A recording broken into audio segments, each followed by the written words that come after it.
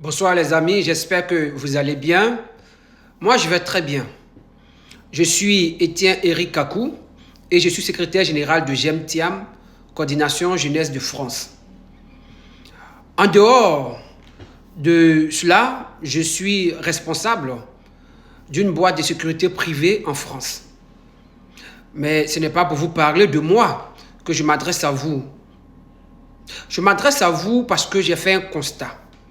Parce que dans le cadre de mes activités de responsable de boîte de sécurité, il m'est arrivé d'avoir des marchés dans des foyers qui accueillent des demandeurs d'asile.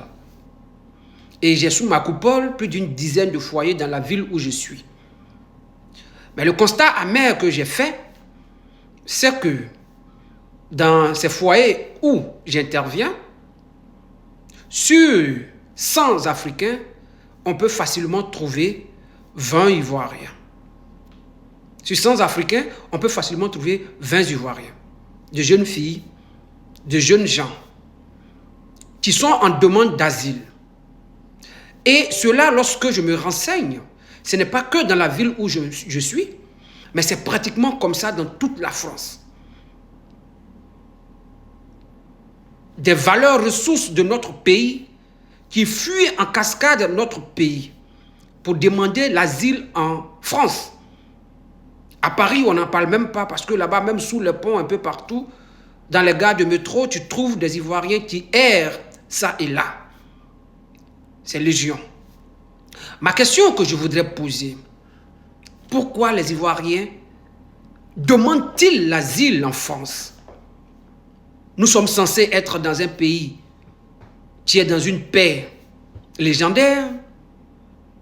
Nous sommes censés être sous le règne d'un économiste hors pair qui n'a jamais existé. Et nous sommes surtout censés être dans un pays où l'économie est en plein essor. Mais si toutes ces conditions sont réunies, pourquoi les Ivoiriens se risqueraient-ils à perdre leur vie dans la Méditerranée pour regagner l'Europe? Pourquoi les Ivoiriens courent-ils en Europe, abandonnant la Côte d'Ivoire? Je crois que lorsqu'on est responsable politique et qu'on a dirigé un pays pendant plus de 15 années, ces questions-là doivent être sur la table. Et on doit chercher la cause profonde pour traiter. Malheureusement, chaque jour, ils arrivent et ils arrivent.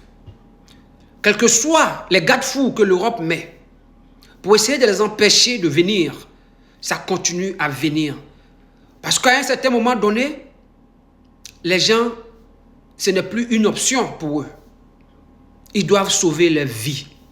Parce que c'est des gens qui sont allés à l'école pour la plupart du temps, qui ont fini les études pour la plupart du temps, mais il n'y a pas de travail. Il n'y a pas de conditions pour que l'Ivoirien puisse s'épanouir chez lui. Il n'y a pas de conditions pour que l'Ivoirien puisse vivre heureux chez lui. Pour ma part, je ne pense pas que si un Ivoirien a un salaire régulier de 300 000 francs CFA, l'équivalent d'à peu près 500 €, il se risquerait à venir sur des badauds en Europe, au péril de sa vie. Ceci n'est pas fait. Parce que oui, peut-être qu'il y a de la richesse qui a été créée dans notre pays. Mais toutes ces richesses-là sont basées sur des capitaux étrangers. Et c'est des capitaux qui sont rapatriés.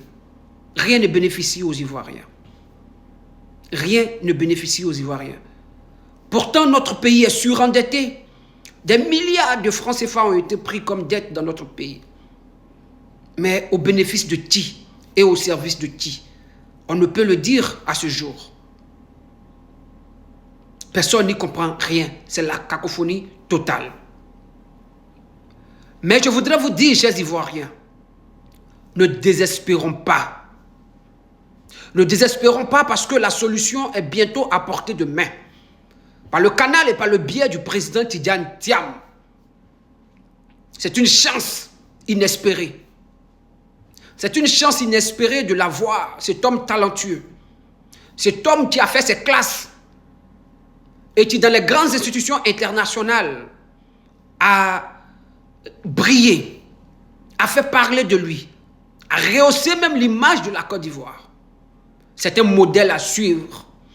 Et c'est ce grand homme qui décide aujourd'hui de faire sacrifice de son corps, de sa vie, pour que les Ivoiriens puissent vivre heureux chez eux. Il a décidé de devenir le futur président de la République de Côte d'Ivoire. Et de plus en plus, tous les Ivoiriens sont en train de comprendre qu'aujourd'hui, c'est l'homme de la situation. C'est l'homme qui va nous faire sortir de ce périple dans lequel nous sommes, de ce bourbier qui n'en finit point, ce cauchemar sans fin. Nous allons enfin en sortir en 2025. Oui, nous allons en sortir parce que le président Tidjane Thiam a les solutions palpables qui peuvent réellement changer notre vie. Oui, il a parlé de permettre à ce que des Ivoiriens deviennent des milliardaires en francs CFA. Mais quand quelqu'un parle comme ça veut dire qu'il a pris la mesure de la chose.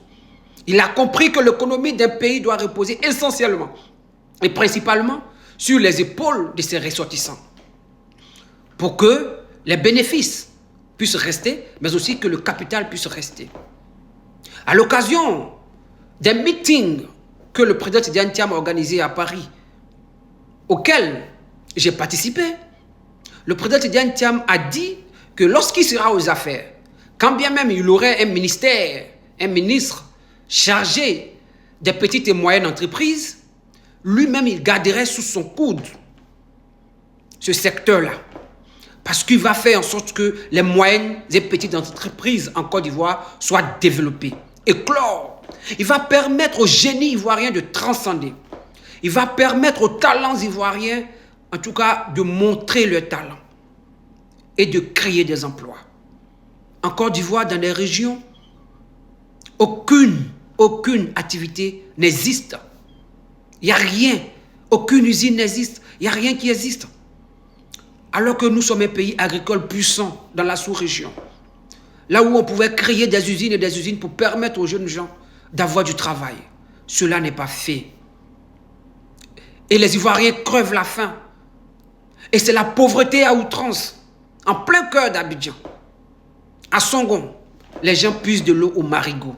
Encore en ce 21e siècle, en plein cœur d'Abidjan. Il n'y a rien à faire. Mais à côté de ça, on voit que les tenants du pouvoir s'engraissent, et s'engraissent tellement que ça déborde. On doit dégraisser le train de vie de l'État. On doit dégraisser le train de vie des institutions. Aujourd'hui, un simple ministre en Côte d'Ivoire se déplace avec un cortège long comme le bras.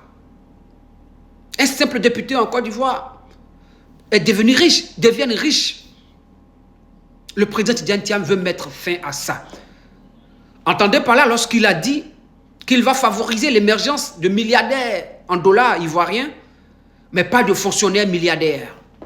Spectaculairement, en Côte d'Ivoire, tous ceux qui sont riches sont ceux qui sont aux affaires, sont ceux qui sont au pouvoir et sont ceux qui sont les tenants du pouvoir. Cela doit changer. Les choses doivent changer. Celui qui est riche doit être celui qui a prouvé qu'il a travaillé, qu'il a investi et qu'il recueille les fruits de son dur labeur. Mais pas celui qui, à peine nommé ministre, 2 ans, 3 ans après, commence à prendre du volume et commence à construire des immeubles un peu partout. Cela doit être interdit. La gabegie, on doit y mettre fin. Le gâteau est grand, mais sauf que une seule petite partie du pays s'accapare tout le gâteau. Et le bas peuple souffre. Soutenons le président Tidjane Thiam. Soutenons son projet car il est la solution pour sortir de ce bourbier, comme je le disais. Ce 15 février 2025, rendons-nous tous massivement à l'espace Figayo de Yopougon pour écouter le message de l'espoir, pour écouter le président Tidjane Thiam qui nous donne rendez-vous sur cette place mythique. Notre histoire va commencer à partir de cette place. Rendons-nous massivement à ce lieu. Vive le président Tidjane Thiam et vive la Côte d'Ivoire. Je vous remercie.